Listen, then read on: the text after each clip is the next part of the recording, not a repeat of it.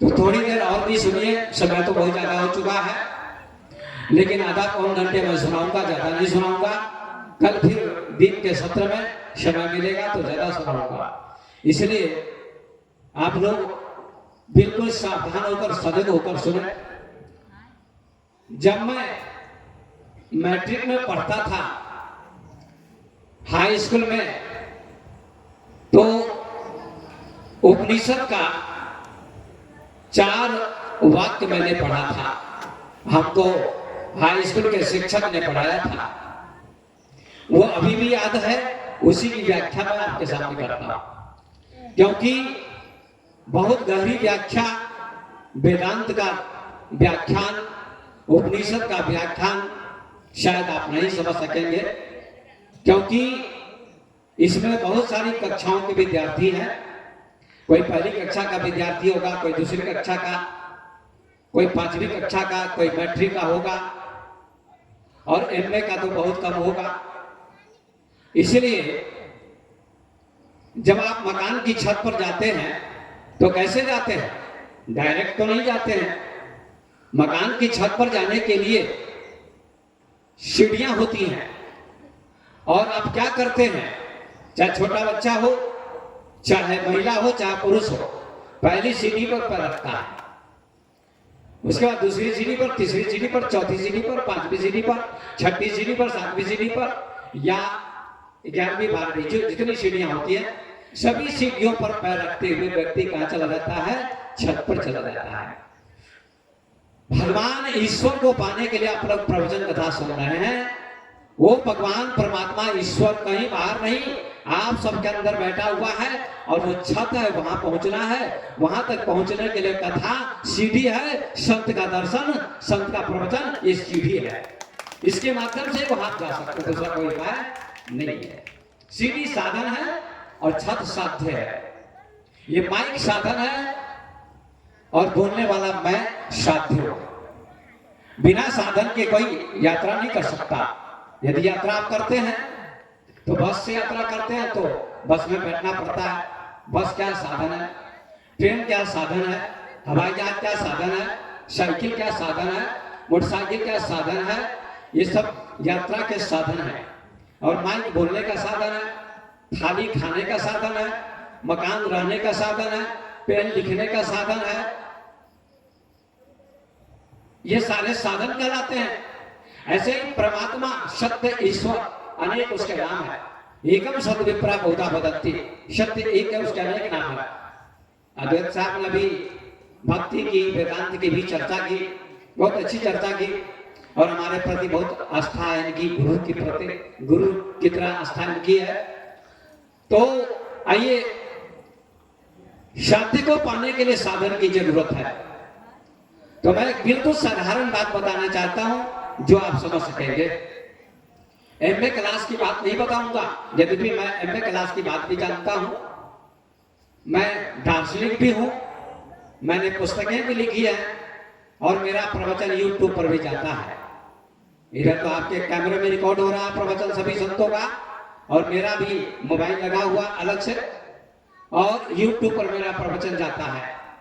सैकड़ों 170 देश में जाता है। स्वामी विवेक ऑफिशियल चैनल का नाम है, आप सुन सकते हैं।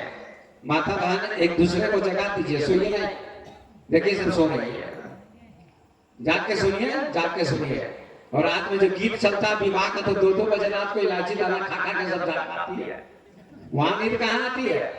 दुनिया भर की गालियां देती रहती एक दूसरे को, लोगों को, समधी को, समधिनी को, तो फला को, हम लोग सुनते रहते हैं। और ऐसी ऐसी गालियां देती है, ऐसे ऐसे गीत गाती है, पता नहीं कहां से पढ़ के आ जाती है। अनपढ़ महिला भी बहुत गीत गाती है, यह अभ्यास से उनको आ जाता है। तो इसलिए मैं निवेदन करता हूं माता बहनों से, आप लोग बहुत ध्यान से सुनिए। पुरुष लोग बहुत कम लोग सो रहे हैं, आप लोग ज्यादा सो रही है, इसलिए ध्यान से सुनिए। तो आइए, हमारे उपनिषद में एक उपनिषद का नाम है तैत्तिरीय उपनिषद। तो मैं कह रहा था, मैं 10वीं कक्षा में पढ़ता था, तो शिक्षक ने पढ़ाया था। वो क्या पढ़ाया था वो थोड़ा मैं बताता हूं, उसकी व्याख्या, उसका वर्णन करता हूं। बहुत सावधान पर सुनिए, अपने हृदय की डायरी पर नोट कीजिए, एक एक शब्द आप समझने का प्रयास करें, तो आपके जीवन में ज्ञान आएगा, बुद्धि का विकास होगा, परिवार कैसे बनेगा अच्छा, और आपके जीवन में सुख कैसे आएगा, ज्ञान कैसे आएगा, आप संस्कारी कैसे होंगे, सारे पहलुओं पर प्रकाश थोड़ा थोड़ा डालेंगे, ज्यादा नहीं। तो हमको शिक्षक ने पढ़ाया था जो बहुत प्रसिद्ध वचन है। क्या वचन है? मातृ देवो भव, पितृ देवो भव, आचार्य देवो भव, अतिथि देवो भव। ये 4 वाक्य हैं उपनिषद के। इसका अर्थ क्या है? मातृ देवो भव बहुत सीधा अर्थ है, साधारण अर्थ है। हम लोग देवी देवता की पूजा करते हैं। हमारे पुराणों में 18 पुराण हैं। पुराणों में 33 करोड़ देवी देवताओं की चर्चा की गई है और लोग देवी देवताओं की पूजा करते हैं। क्या आप जीवन में 33 करोड़ देवी देवताओं की पूजा कर सकिएगा? कभी नहीं। 10, 20, 50 देवी देवताओं की पूजा आप करेंगे, बाकी देवी देवता तो वैसे ही रह जाएंगे। जिनकी पूजा आप करिएगा वे तो प्रसन्न होंगे, और बाकी तो जिनकी पूजा नहीं होगी वे तो नाराज हो जाएंगे आपसे। तो आप बताइए, सारे देवी देवताओं की पूजा आप कैसे कर पाएंगे? कभी नहीं कर पाएंगे। कई जीवन बीत जाएंगे फिर भी सभी देवी देवताओं की पूजा आप नहीं कर सकेंगे।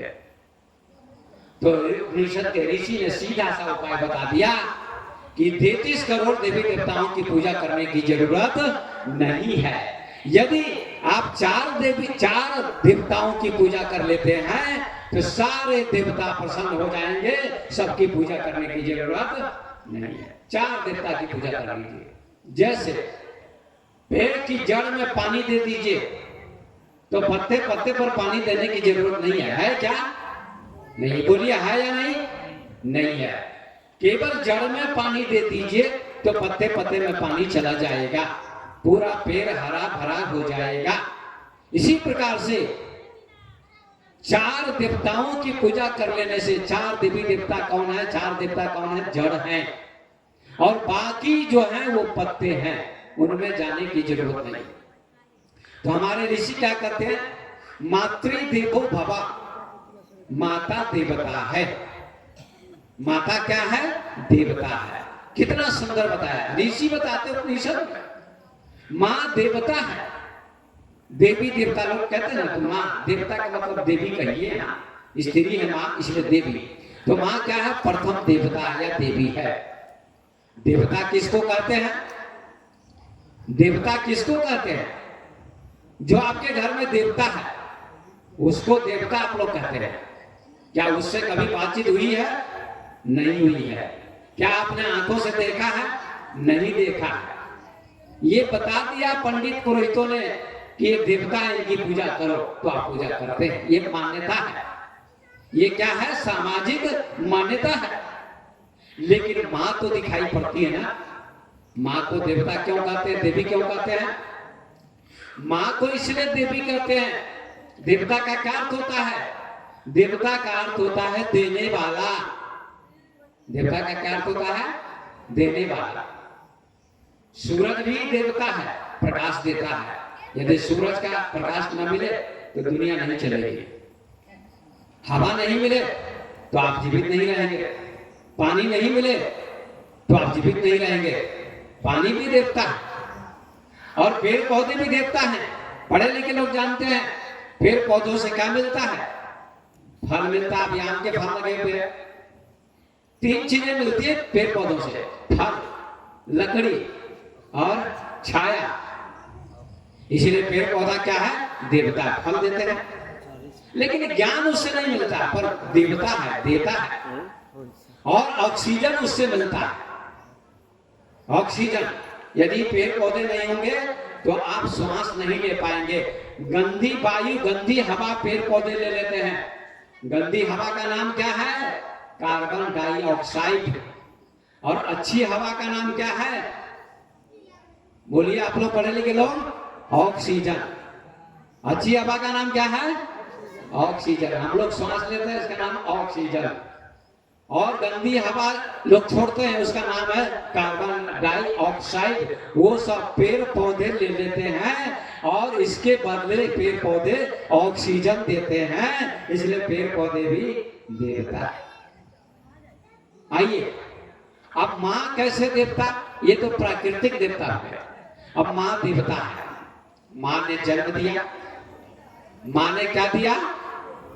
आपको जन्म दिया, हमको भी जन्म दिया, भगवान राम को भी, भगवान कृष्ण को भी, भगवान बुद्ध को भी, महावीर को भी, कबीर साहब को भी, नानक जी को भी, मीरा को, सबरी को, हमको, आपको, सबको जन्म देने वाली कौन है? माँ है। माँ जन्म देती है। जन्म देने वाली को देवी कहेंगे। क्या कहेंगे? देवी। 9 महीने गर्भ में रखती है, उसके बाद फिर जन्म लेता है बच्चा, तो माँ दूध पिलाती है, उसका मलमूत्र साफ करती है। कितनी सेवा माँ करती है। लेकिन वही बच्चा जब बड़ा होता है और पढ़ लिख कर विद्वान बन जाता है और विवाह हो जाता है उस बच्चे का, तब उसकी पत्नी आ जाती है, महेंद्र जी मत सोइए, आप सो रहे हैं तो ये सब कैसे नहीं सो रहे। पत्नी आ जाती है तो वही बच्चा क्या कहता है? माँ बाप को अलग कर देता है, माँ अलग हो जाती है, पिता भी अलग हो जाता है, दोनों को अलग कर देता है। और क्या कहता है? Wife is life not a mother is life. पत्नी जीवन है, माँ जीवन नहीं है। लेकिन क्या पत्नी जीवन है? नहीं, माँ जीवन है। माँ ने आपको जीवन दिया, शरीर दिया, आंखें हैं, कान है, मुंह है, नाक है, पैर है, हाथ है, पेट है, पीठ है, अंगुली है, इस सारा शरीर, सारी इंद्रियां जो शरीर मिला है, ये माँ की देन है। इसलिए माँ क्या है? साक्षात देवी है। क्या है माँ? देवी है। बोलिए जोर से, क्या है माँ? देवी है। रामचरितमानस पढ़िए, उसमें तुलसीदास जी ने लिखा है, राम जी को भगवान कहते हैं। हम लोग कहते हैं ना, राम जी को भगवान कहते हैं, लेकिन भगवान कैसे नाम का हुआ? क्या कभी आपने चिंतन किया, सोचा कि राम जी को भगवान क्यों कहते हैं? राम की मूर्ति की पूजा करने की अपेक्षा राम जी क्या करते थे वो काम कीजिए। राम जी क्या करते थे? सुबह सुबह उठ के, रामायण में लिखा है, प्रातः काल उठ के रघुनाथा, माता पिता गुरु ना वही माथा।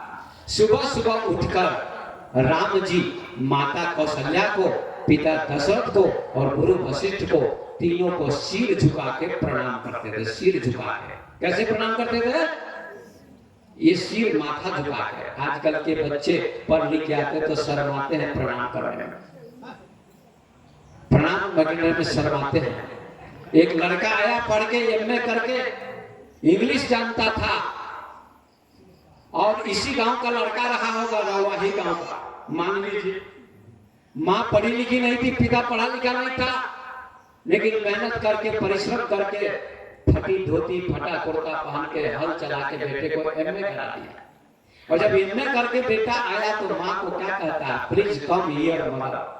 वो बेचारी माँ को क्या पता प्लीज क्या कम किया, हियर क्या मदर क्या। इंग्लिश, हिंदी भी नहीं जानती थी तो इंग्लिश क्या जानेगी। तो माँ ने अर्थ किया, बेटा सनक गया है, बेटा पागल हो गया। मदर माने, माँ ने अर्थ किया, मुझे मारेगा। मदर माने मारेगा, मदर माने तो माँ होती है। अब मदर से हो गया क्या? मम्मी। अब मम्मी से बचेगा। कोई माँ कहता है कोई बच्चा नहीं कहता मम्मी, पापा। मम्मी का मतलब मिस्र देश है, जहां मर जाता है तो लाश सुरक्षित रखी जाती है हजारों वर्ष तक, उसका नाम मम्मी है। तुम जिंदगी में ही मार देते हो माँ को। पापा माने पापी, बहुत पाप करने वाले व्यक्ति को पापा कहते हैं। ये संस्कृत का शब्द है, अंग्रेजी का शब्द नहीं है। पापा, पापो, पापा, बहुत पाप करे उसका नाम पापा, और उसका भी संक्षिप्त डैडी, उसका भी नाम संक्षिप्त डैड। क्या क्या चक्कर है। तो लड़के ने कहा तो माँ भागने लगी।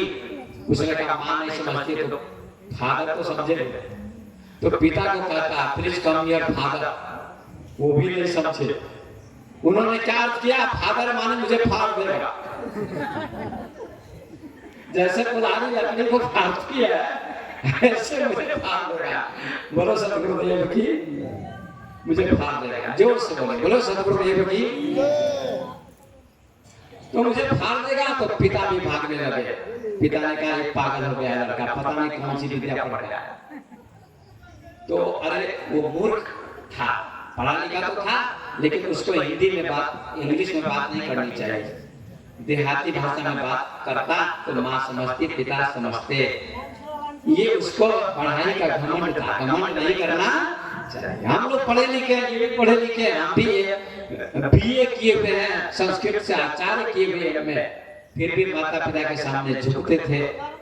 माता पिता जीवित थे तो गुरु के सामने झुकते हैं। कोई घमंड नहीं होना चाहिए। तो राम जी झुकते थे। प्रातः काल उठ के रघुनाथा, मात पिता गुरु नाभहि माथा। तो पहला देवता कौन हुआ? बोलिए आप लोग। माँ। पिता नहीं, पहला देवता माँ है। और माँ को पहला क्यों नंबर दिया? स्वामी विवेकानंद का नाम आप सभी जानते होंगे, पढ़े लिखे लोग। ये हमारे अद्वैत साहब विवेकानंद जी का नाम बहुत लेते हैं, बहुत विद्वान थे ज्ञानी। तो विवेकानंद जी से एक आदमी ने पूछा कि स्वामी जी, पिता से ऊंचा स्थान माँ का क्यों है? जो भगवान राम को, सीता जी को मानते हैं तो कीर्तन करते हैं, तो क्या करते हैं? गाते रहते सीताराम सीताराम सीताराम, नहीं गाते हैं?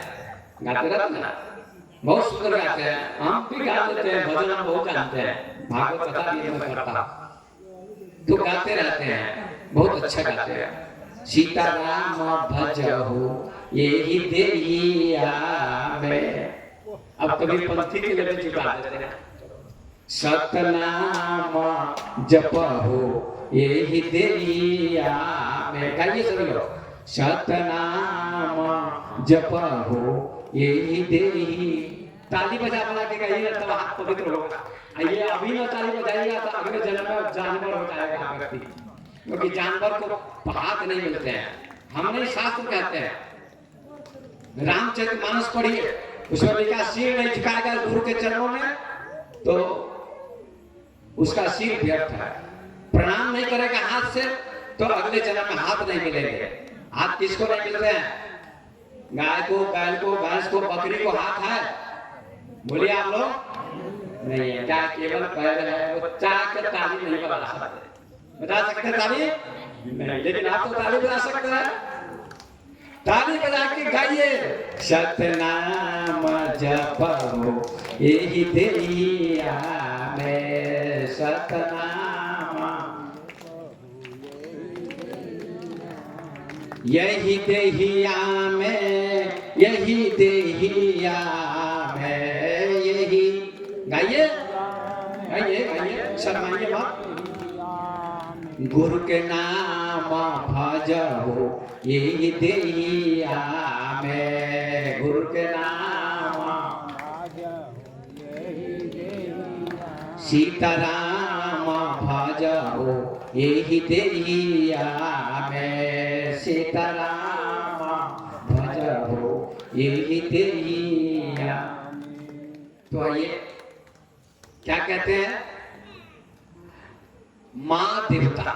तो मैं इसलिए कहा, मैंने गाकर सुनाया सीताराम सीताराम क्यों कहते हैं? पहले सीता तब राम कहते हैं ना, पहले माता तब पिता कहते हैं ना, पहले धरती तब आसमान कहते हैं ना, और प्रकृति तब पुरुष, राधा तब श्याम। श्याम राधे कोई न कहता, कहते राधे श्याम। पहले राधा का नाम तब कृष्ण का नाम, पहले सीता का नाम तब राम का नाम, माता का नाम तब पिता का नाम। तो स्वामी विवेकानंद से किसी ने पूछा कि माँ का स्थान पहले क्यों लिया जाता है, क्यों? तो स्वामी विवेकानंद ने बहुत सुंदर उत्तर दिया। उस व्यक्ति को कहा तुम लेट जाओ, लेट जाओ, सो जाओ। तो सो गया। स्वामी जी ने 5 किलो का पत्थर उसके पेट पर रख दिया। उसने कहा 2 मिनट के बाद उसकी छठी का दूध याद होने लगा। कहा पत्थर हटा दीजिए, भारी लग रहा, पेट फट जाएगा। स्वामी जी ने पत्थर हटा दिया। जब पत्थर हटा दिया तो उस व्यक्ति ने कहा स्वामी जी आपने तो उत्तर नहीं दिया कि माँ का स्थान पिता से ऊंचा क्यों होता है। कहा रे मूर्ख, तुमको मैंने उत्तर तो दे दिया। 5 किलो का या 4 किलो का पत्थर तुम 5 मिनट तक पेट पर नहीं रख सके, और माता 9 महीने तक 3 किलो 4 किलो के बच्चे को गर्भ में धारण करती है, इसलिए उसका ऊंचा स्थान है, इसलिए ऊंचा स्थान है। और जब जन्म देती है माँ, जब दूध पिलाती है, मलमूत्र करती है, गोद में करता है बच्चा या बच्ची करती है, तो माँ को घृणा नहीं होती है कभी नहीं, पोष लेती है। लेकिन पिता की गोद में करते मलमूत्र बेटा, तो क्या कहता है पिता, ले ले अपने बेटे को संभाल, ये तेरा बेटा नहीं है क्या, उसका भी बेटा तो है। लेकिन जितना बर्दाश्त माँ करती है उतना बर्दाश्त पिता नहीं करता, इसलिए माँ का स्थान प्रथम है। हम लोग भी माँ के पुत्र हैं। एक जगह मैं कथा कर रहा था प्रवचन, एक आदमी ने कथा के बाद पूछा, या कहीं घूमने गए थे, कथा नहीं घूमने गए थे, किसी भक्त के दरवाजे पर कभी गए थे, तो 10-20 आदमी थे हमारे साथ में, कोई कार्यक्रम था तो गए थे। तो हमको एक आदमी पढ़ा लिखा आदमी डाक बाबू थे, पढ़े लिखे थे और ब्राह्मण जाति के थे। तो हमको पूछते हैं कि बाबा आप किस दूध के बालक हैं। उनके कहने का मतलब था जाति, आप किस जाति के। तो मैंने कहा डाक बाबू मैं माँ के दूध का बालक हूँ और आप भी माँ के दूध के बालक हैं। डाक बाबू की बोली बंद हो गई और कहा पापा तो बड़े ज्ञानी लगते हैं। मैंने कहा जात पात पूछो नहीं कोई, हरि के भजन सो हरि के, वही कबीर ने कहा जात पात मत पूछो, जो हरि का भजन करता है हरि का भक्त है, चाहे किसी जाति का क्यों हो। साकट ब्राह्मण ना भला वैष्णव भला क्षमा, कबीर ने कहा। साकट ब्राह्मण अच्छा नहीं मांसाहारी, चमार अगर भक्त है, रविदास चमार था, जाति चमार की थी, लेकिन उसका कर्म ब्राह्मण का था, इसलिए राजपूत की लड़की मीराबाई ने उसको गुरु बनाया और कृष्ण को पाया। जाति का महत्व नहीं। शबरी को भी कल मैं ज्यादा चर्चा करूंगा, ज्यादा समय हो जाएगा तो संक्षिप्त में आगे बढ़ते हैं। माँ देवी प्रथम देवता, कल ज्यादा चर्चा करूंगा, आप समझ जाता हूं। दूसरा देवता कौन है? पिता। दूसरा देवता पिता है। पिता भी पालन करते हैं, खर्चा देते पढ़ने लिखने के लिए, इसलिए पिता का भी आदर करना चाहिए, प्रणाम करना चाहिए सुबह उठकर माँ को, पिता को, जैसे भगवान राम करते थे। तो पिता दूसरा देवता है। एक छोटी सी कहानी है पिता के बारे में। एक वकील थे, सुनिएगा जरा। एक वकील थे, वकील वकालत करते हैं। वकील के पिताजी बूढ़े हो गए थे, कितने वर्ष के? 90 वर्ष के। वकील की पत्नी मास्टरनी थी, शिक्षिका। तो वकील ने अपनी पत्नी से कहा कि तुम पिताजी की सेवा करो, सेवा करोगी तो मेवा मिलेगा। सेवा करनी चाहिए, हर आदमी को माता पिता की सेवा करनी चाहिए। तो पत्नी ने सेवा की, लेकिन मन हो गया, थूक थकार फेंकते थे, दमा की बीमारी थी उनको, पिता को, वकील के पिता को दमा की बीमारी थी। तो कहा, पत्नी कहती है, मतलब वकील की पत्नी, कि मैं अब सेवा नहीं कर पाऊंगी, एक नौकर रख लीजिए। वकील कहते नहीं, तुम्ही को सेवा करनी पड़ेगी, तुम सेवा करो। नौकर सेवा बढ़िया से नहीं करता है। पत्नी कहती है वकील की, नहीं मैं नहीं करूंगी, अब नौकर रख लीजिए, नहीं तो मैं फांसी लगा के मर जाऊंगा। अब इनकी कोई जरूरत नहीं, किसकी? आपके पिता की जरूरत नहीं है। सुना जाता है कि चीन में जब बूढ़ा हो जाता था व्यक्ति तो गोली मार दी जाती थी। अब ऐसी शायद परंपरा नहीं है, बंद हो गई। ये नियम पहले था, सुनते हैं। अब बूढ़ा हो गया, रिटायर हो गया, तो इसकी क्या जरूरत है? ये पृथ्वी का बोझ है। लेकिन भारत की ये परंपरा नहीं, संस्कृति नहीं है। यहाँ माता पिता बूढ़े हो जाएं तो और भी ज्यादा सेवा करनी चाहिए, तो आपको आशीर्वाद मिलेगा और आपको सुख मिलेगा, शांति मिलेगी। इसलिए पिता की सेवा। तो माता वकील की पत्नी कहती कि मैं सेवा नहीं करूंगी, इनको जाके गंगा में डाल दीजिए। किनको? पिताजी को। वकील बेचारे डर गए, तो अपने पिताजी को टोकरी में लेते हैं, कहां डालने के लिए? गंगा जी में। वकील का बेटा छोटा था, 12 साल का, वो भी पीछे पीछे जाने लगा। गंगा तट पर जब वकील गया पिता को लेकर गंगा जी में फेंकने, जब फेंकने जा रहा था वकील अपने पिता को गंगा में, तो पीछे से आवाज आई, उसके बेटे ने कहा कि पापा जी आप हमारे बाबा को फेंक दीजिए गंगा में, लेकिन इस टोकरी को मत फेंकिएगा, इस टोकरी को मत फेंकिएगा। सुनिएगा माता बहनों, इस टोकरी को मत फेंकिएगा। वकील पीछे क्यों लौटकर देखते हैं, कहा बेटा ऐसा क्यों बोलते हो, कहा आप भी जब बूढ़े होंगे तो यही टोकरी रहेगी, आपको भी इसी टोकरी में डालूंगा और गंगा जी में फेंक दूंगा। ये नियम आप ही लागू कर रहे हैं। धिक्कार है आपको, जिस पिता ने जन्म दिया उसको आप गंगा में डाल रहे हैं। वकील को शिक्षा मिली और लौटा के ले आए पिताजी को, और उसकी पत्नी और वकील दोनों सेवा करने लगे। तो पिता साक्षात देवता है। आप लोगों ने सुना होगा गणेश जी की पूजा लोग करते हैं विवाह में। गणेश अंबिका ब्राह्मण पंडित जी आते हैं तो संस्कृत में बोल के चले जाते हैं। आपको क्या समझ में आता है? देवता को बुलाते हैं, यहाँ यहाँ आइए देवता जी, यहाँ विराजिए, और जब पूजा हो जाए तो कहते हैं गच गच, घर से चलो जाओ देवता, देवता को भगा देते हैं। ये सब कितनी गलत बात है। एक बात को भगा दिया, अरे देवता तुम्हारे माता पिता है, उनको भगाने की जरूरत नहीं। तो गणेश जी की पूजा करते हैं विवाह में, किसी काम में पहले। तो एक बार क्या हुआ, प्रतियोगिता हुई। सभी देवताओं ने कहा सबसे पहले पूजा हमारी होगी तो हमारी होगी। गणेश जी का वाहन सबसे छोटा चूहा, देवी जी का वाहन सिंह, कार्तिकेय जी का वाहन मोर, इस प्रकार से क्या वर्णन है। तो सब परिक्रमा में निकल गए कि पृथ्वी की 7 परिक्रमा करके जो आएगा उसकी पूजा सबसे पहले होगी। और गणेश जी 7 बार परिक्रमा कैसे करेंगे, तो गणेश जी चिंता में पड़ गए, सोचने लगे मैं पृथ्वी की 7 परिक्रमा कैसे करूंगा। वहां नारद जी आ गए। नारद जी कहते हैं आप चिंता में क्यों हैं, कहा पृथ्वी की 7 परिक्रमा में कैसे करूंगा, मेरा वाहन छोटा है चूहा।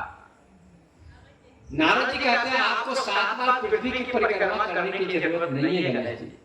नारद जी, लोग कहते हैं नारद जी ने काम बिगाड़ दिया, ऐसा लोग कहते हैं नारद जी ने झगड़ा लगा दिया। नारद सबका क्या होता है, ना मान नहीं, गलत मान खराब, जो खराब काम न करे उसका नाम नारद। और बहुत अच्छा है। नारद जी कहते हैं आपको पृथ्वी की 7 परिक्रमा करने की जरूरत नहीं है, आप केवल एक काम कीजिए, धरती को लिप दीजिए, 7 हाथ धरती को, वहां 2 आसन लगा दीजिए, शंकर और पार्वती को बैठा दीजिए और 7 बार उनकी परिक्रमा कर लीजिए, आपकी पूजा सबसे पहले होगी। ये मैं वचन देता हूँ। ऐसा ही किया, गणेश जी ने धरती लिप दी, 2 आसन लगा दिए, शंकर पार्वती को बिठा दिया और 7 बार उनकी परिक्रमा करके उनको प्रणाम करते हैं गणेश जी माता पिता को। जब प्रणाम करते हैं तो दोनों ने आशीर्वाद दिया कि बेटा संसार में तुम्हारी पूजा सबसे पहले होगी। सभी देवता लौट के आए, ऐसा प्रसंग है समझने के लिए। गणेश जी वहीं बैठे हैं, सब देवताओं ने कहा आप क्यों नहीं गए, कहा हम तो चले गए। आप लोगों ने केवल पृथ्वी की परिक्रमा की है 7 बार और मैंने पृथ्वी और आकाश दोनों की परिक्रमा की है। कहा कैसे, तो कहा पृथ्वी माँ है और आकाश पिता है, हमने दोनों की परिक्रमा कर ली है, अब क्या चाहिए बोलिए। उनकी पूजा शुरू हो, सब हार गए, गणेश जी जीत गए, उनकी विजय हुई, जीत हुई। इसलिए सज्जनों, पिता दूसरा देवता पितृदेवो भव, और तीसरा देवता कौन है, गुरु देवो भव, आचार्य देवो भव। आचार्य माने गुरु, आचार्य माने गुरु। आचार्य शब्द का बहुत अच्छा अर्थ होता है। आचार्य साधारण शब्द नहीं है, वेदांताचार्य, व्याकरणाचार्य, आचार्य जो वेद का, उपनिषद का, वेदांत का, गीता का ज्ञानी हो और अनुभवी भी, उसका नाम है आचार्य। केवल ग्रंथ को याद करने वाला नहीं, अनुभवी। इसलिए कबीर साहब ने कहा तू कहता कागज की लेकिन मैं कहता आखन की देखी, तेरा मेरा मनुआ कैसे एक होई है। मैं शास्त्र की बात नहीं करता, अनुभव की बात करता हूं, कभी की बात करता। इसलिए तीसरा देवता कौन है? गुरु। अभी गुरु की चर्चा कर रहे थे महाराज द्वैत साहब। गुरु में कैसी आस्था होनी चाहिए? भगवान राम की आस्था थी, भगवान कृष्ण की आस्था थी, कबीर साहब की भी आस्था थी गुरु में, मीरा की आस्था थी गुरु में, ध्रुवराज की आस्था थी गुरु में। और आप सबको भी ज्ञानी गुरु बनाना चाहिए, दीक्षा लेनी चाहिए।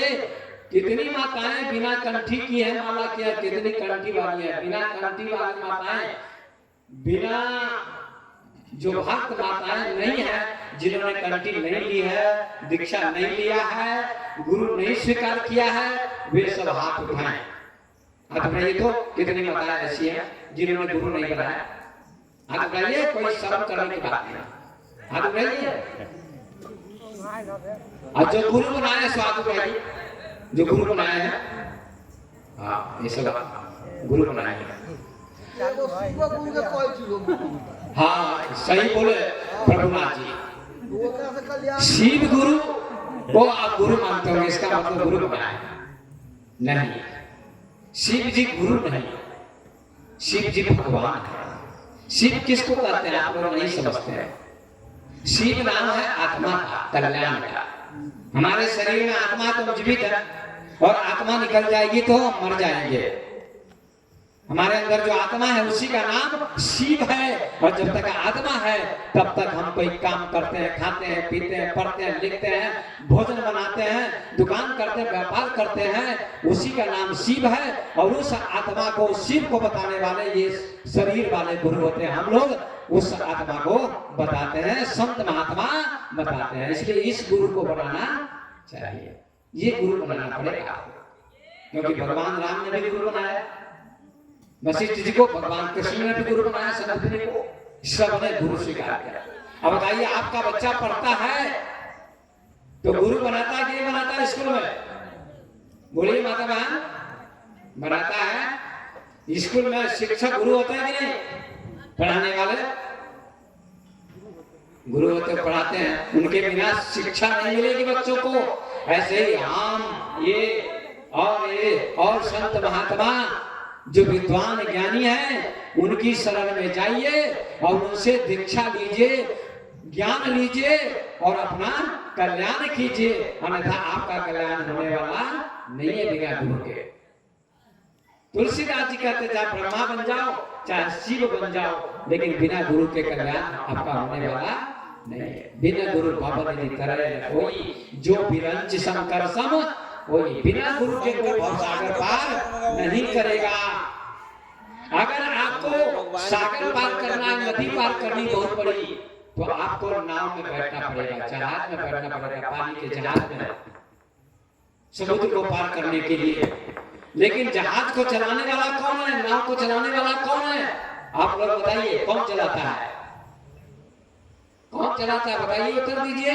गुरु चलाता है, नाविक चलाता है, मल्लाह चलाता है, और किनारे पर पहुंचा देता है लोगों को, और नाव से लोग उतर जाते हैं और अपने अपने घर को चले जाते हैं। इसी प्रकार से आपको भी शरीर वाला गुरु बनाना पड़ेगा, और तभी आपको ये गुरु परमात्मा तक पहुंचाने का काम करेंगे, आत्मा का ज्ञान कराएंगे, आपका जीवन सुखमय होगा।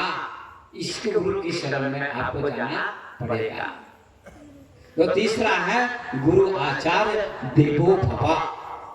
आचार्य देवता होते हैं, गुरु ज्ञान देते हैं। अभी आप सुन रहे 4 घंटे से सुन रहे हैं ना, 8 बजे 9 बजे से सुन रहे हैं। 4 घंटे सभी संतों ने अपना अपना विचार दिया है। इसलिए गुरु भी बनाना चाहिए, ज्ञानी को बनाना चाहिए, अच्छे को बनाना चाहिए, विद्वान को बनाना चाहिए।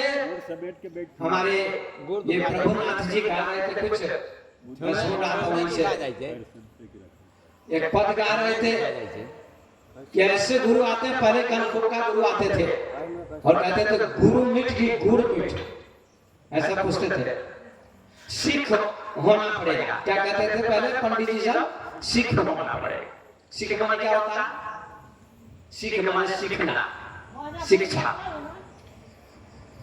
सिख धर्म है गुरु नानक देव का चलाया हुआ।